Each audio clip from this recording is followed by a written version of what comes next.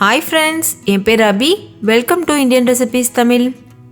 நம்ம இன்னைக்கு எல்லாருக்கும் ரொம்ப பிடிச்ச ஃபிஷ் பிரியாணி எப்படி பண்ணுறதுன்னு பார்க்க போகிறோம். இந்த ரெசிபி நிறைய ஃப்ரெண்ட்ஸ் வந்து கமெண்ட்டில் கேட்டுகிட்டே இருந்தீங்க, மீன் பிரியாணி அப்லோட் பண்ணுங்கன்னு சொல்லி. ஸோ உங்களுக்காகவே இந்த ஸ்பெஷலான ரெசிபி, முக்கியமாக குக்கரில் ரொம்ப ஈஸியாக சாதம்லாம் கொஞ்சம் கூட குலையாமல் அப்படியே உதிரியாக பண்ணியிருக்கோம்.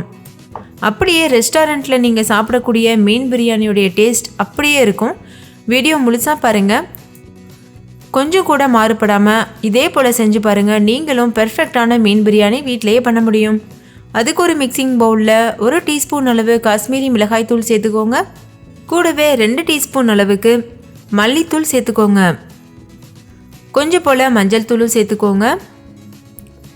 கொஞ்சம் போல் கரம் மசாலா சேர்த்துக்கோங்க. இது ஒரு 1/2 டீஸ்பூன் அளவு கரம் மசாலா இருக்கும். 2 டீஸ்பூன் அளவு அரிசி மாவு சேர்த்துக்கோங்க. கூடவே 2 டீஸ்பூன் அளவுக்கு கடலை மாவும் சேர்த்துக்கோங்க. தேவையான அளவு உப்பும் சேர்த்துட்டு நல்லா இதை மிக்ஸ் பண்ணிக்கோங்க. 1 டேபிள் ஸ்பூன் அளவு ஏதாவது உங்களுடைய குக்கிங் ஆயில் வந்து சேர்த்துக்கோங்க. எந்த ஆயில் வேணாலும் யூஸ் பண்ணலாம். நான் வந்து நல்லெண்ணெய் சேர்த்துருக்கேன். 1 டீஸ்பூன் அளவு இஞ்சி பூண்டு விழுதும் சேர்த்துட்டு ஒரு தடவை நல்லா கலந்துக்கோங்க.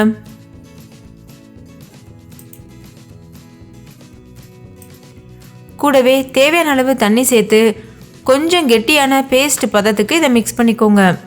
கொஞ்சம் கொஞ்சமாக தண்ணி சேர்த்து மிக்ஸ் பண்ணிகிட்டே இருக்கணும். ரொம்ப தண்ணியாக இருந்ததுன்னா மீனில் இந்த மசாலாஸ் வந்து ஒட்டாது. அதனால் கொஞ்சம் கெட்டியாக கரைச்சிக்கோங்க. கை வச்சுட்டு நல்லா இது போல் மிக்ஸ் பண்ணிக்கோங்க.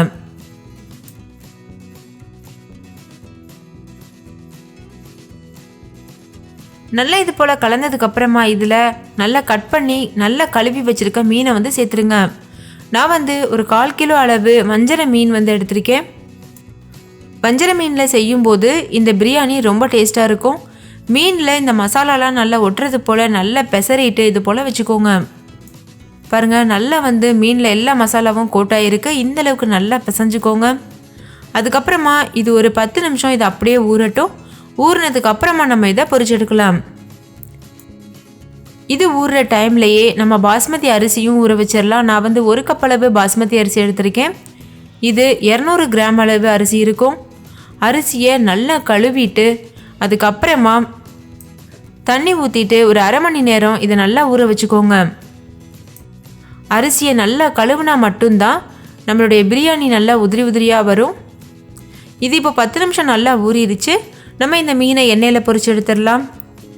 நான் வந்து பாதி எண்ணெயும் பாதி நெய்யும் ஊற்றி வச்சுருக்கேன். ஸோ அப்போ டேஸ்ட்டாக இருக்கும். அதுக்காக இது போல் மீனை சேர்த்துட்டு ஒரு சைடு நல்லா வந்து மீடியம் ஃப்ளேம்லேயே வச்சு 3 நிமிஷத்துக்கு வேக வச்சுக்கிறலாம். 3 நிமிஷத்துக்கு அப்புறமா இன்னொரு பக்கம் திருப்பி விட்டு மறுபடிக்கும் ஒரு 3 நிமிஷம் மீடியம் ஃப்ளேமில் வேக வச்சுக்குவோம். நம்ம நெய் பாதி எண்ணெய் பாதி ஊற்றி செய்யும்போது இந்த மீனுடைய சுவை வந்து ரொம்ப டேஸ்ட்டாக இருக்கும். பொதுவாக மீன் பிரியாணி செய்யும்போது கொஞ்சம் முள் இல்லாத மீனாக பார்த்து எடுத்து செஞ்சிங்கன்னா தான் டேஸ்ட் ரொம்பவே அருமையாக இருக்கும். அதே போல் நம்ம குக்கரில் போடும்போது முள் எதுவும் சிக்காமையும் இருக்கும். இப்போ பாருங்கள், ஒரு பக்கம் நல்லா வெந்துருச்சு. இன்னொரு பக்கம் திருப்பி விட்டுறலாம். இதே போல் மற்ற எல்லா மீன்களையும் திருப்பி விட்டுட்டு ஒரு 3 நிமிஷத்துக்கு நம்ம வேக வச்சுக்கலாம். எல்லா மீன்களையும் நல்லா பொரிச்சிட்டு இது போல் வேற ஒரு பிளேட்டில் மாற்றி வச்சுருங்க. பாருங்கள், பார்க்குறதுக்கே ரொம்ப சூப்பராக இருக்குது. இதை இப்படியே கூட சாப்பிடலாம். ரொம்ப சுவையாக இருக்கும். நீங்கள் நார்மலாக மீன் பொரியல் செய்கிறதுக்கு கூட இந்த மெத்தடை யூஸ் பண்ணலாம். கொஞ்சம் கூட மசாலா உதிராமல் சூப்பராக தயாராகிருக்கு. ஸோ அது ஒரு ஓரமாக வச்சுட்டு குக்கர் சூடுபடுத்திட்டு நம்ம மீன் பொரிச்சோம்ல எண்ணெய் அதையே வந்து குக்கரில் சேர்த்துருங்க. அப்போ தான் மீன் பிரியாணியில் அந்த மீனோட ஃப்ளேவர் முழுமையாக இறங்கும். கூடவே 1 டீஸ்பூன் அளவு மட்டும் நெய் சேர்த்துக்கோங்க. நெய் இல்லைன்னா பட்டர் கூட சேர்த்துக்கலாம். சேர்த்துட்டு நெய் நல்லா உருகுனதுக்கப்புறமா இதில் நம்ம தாளிதம் சேர்க்கணும்.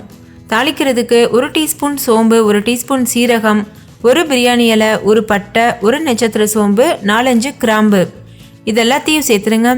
சேர்த்துட்டு இதெல்லாம் நல்லா பொரியிறது வரைக்கும் வெயிட் பண்ணணும். மீடியம் ஃப்ளேம்லேயே வச்சு புரிய வைங்க. கூடவே 2-3 பச்சை மிளகாவை கீறிட்டு சேர்த்துக்கோங்க. முழுமையாக சேர்த்துடக்கூடாது, அப்போ அது வெடிக்கிறதுக்கு வாய்ப்பு இருக்குது. அதனால் கீறிட்டு சேர்த்துக்கோங்க. அடுத்து அதில் 2 பெரிய சைஸ் வெங்காயத்தை பொடியாக அரிஞ்சிட்டு சேர்த்துக்கோங்க. அதாவது பிரியாணிக்கு மாதிரி அரிஞ்சிட்டு சேர்த்துக்கோங்க. சேர்த்துட்டு இது நல்லா வதங்க விடுங்க. மீடியம் ஃப்ளேம்லேயே வச்சு இந்த வெங்காயம் நல்லா வதங்குறது வரைக்கும் வெயிட் பண்ணணும். வெங்காயம் ஓரளவுக்கு நல்லாவே வதங்கிருச்சு. இந்த டைமில் நம்ம இது கூட 4 டீஸ்பூன் அளவுக்கு இஞ்சி பூண்டு விழுது சேர்க்கணும்.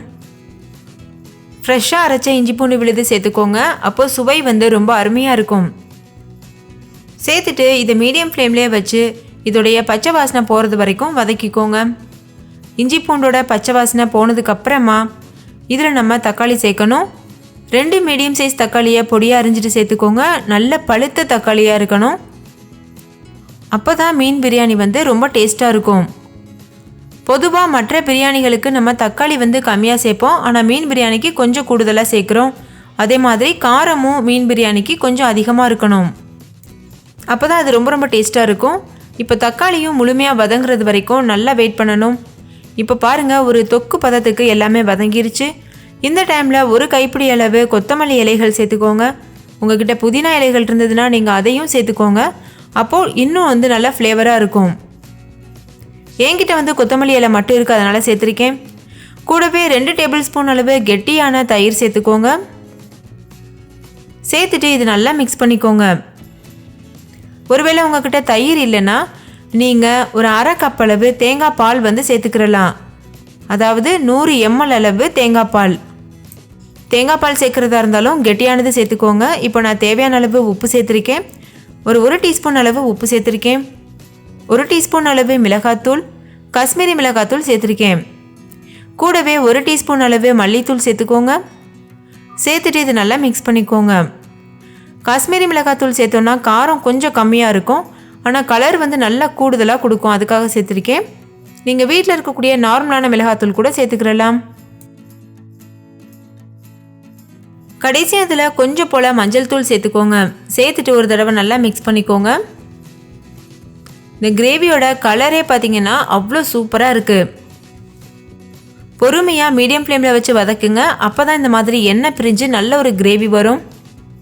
ஹை ஃப்ளேமில் வச்சோன்னா தீஞ்சிரும். இந்த மாதிரி எண்ணெய் பிரிஞ்சு வராது. எல்லாம் சேர்த்து நல்லா கலந்ததுக்கப்புறமா இதில் நம்ம ஊற வச்சுருக்க அரிசியை சேர்க்கணும்.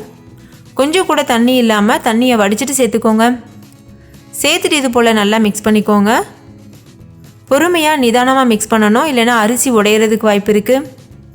இந்த மசாலாவும் அரிசியும் ஒன்றோட ஒன்று நல்லா கலங்குற அளவுக்கு நல்லா கலந்துக்கோங்க. கலந்ததுக்கப்புறமா இதில் தண்ணி சேர்த்துக்கோங்க. 1 கப் அளவு பாஸ்மதி அரிசிக்கு 1.5 கப் அளவு தண்ணி கரெக்டான ரேஷியோவாக இருக்கும். தண்ணியை நல்லா கொதிக்க வச்சுட்டு சேர்த்துக்கோங்க. அப்போ தான் அரிசி ஒன்றோட ஒன்று ஒட்டாமல் உதிரியாக வெந்து வரும். பச்சை தண்ணி சேர்த்திங்கன்னா இந்த மாதிரி உதிரியான சாதம் நம்மளுக்கு கிடைக்காது. அதனால் இந்த டிப்ஸை ஃபாலோ பண்ணுங்கள். தண்ணி சேர்த்துட்டு ஒரு தடவை மெல்லிஸாக கலந்துக்கோங்க. பாருங்கள், இந்த மாதிரி நல்லா மிக்ஸ் பண்ணதுக்கப்புறமா இதை நல்லா கொதிக்க விடுங்க. இப்போ பாருங்கள், நல்லா கொதிக்க ஆரம்பிச்சிருச்சு. இதில் ஒரு அரை எலுமிச்சம்பழத்தை நல்லா புளிஞ்சிக்கோங்க. மேலாப்பில் கொஞ்சம் போல் கொத்தமல்லி இலைகள் சேர்த்துக்கோங்க. நான் முன்னாடியே சொன்னது போல் புதினா இலைகள் இருந்ததுன்னா நீங்கள் அதையும் கூட சேர்த்துக்கோங்க. அடுத்தது நம்ம ஏற்கனவே பொரிச்சு வச்சுருந்த மீனை ஒன்றொன்னா இது போல் அடிக்கிடுங்க. ரொம்ப மேலாப்பில் மெல்லிஸாக வைக்கணும்.